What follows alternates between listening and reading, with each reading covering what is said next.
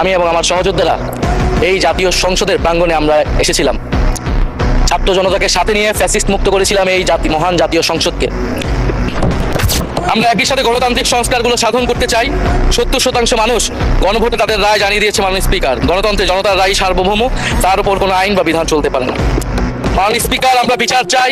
জুলাই গণহত্যার বিচার চাই, শরীফ ওসমান হাদি হত্যার বিচার চাই, গুম খুনের বিচার চাই, বিগত সময়ে হওয়া লুটপাট এবং দুর্নীতির বিচার চাই। জুলাই মানে নতুন বন্দোবস্ত, গণতান্ত্রিক অন্তর্ভুক্তিমূলক বৈষম্যহীন দেশ।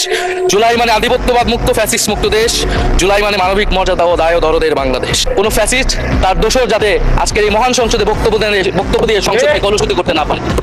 আমরা ফ্যাসিস্ট মুক্ত, আমরা ফ্যাসিবাদের দোষর মুক্ত জাতীয় সংসদ চাই। মাননীয় স্পিকার, আপনাকে ধন্যবাদ। ইনকিলাব জিন্দাবাদ।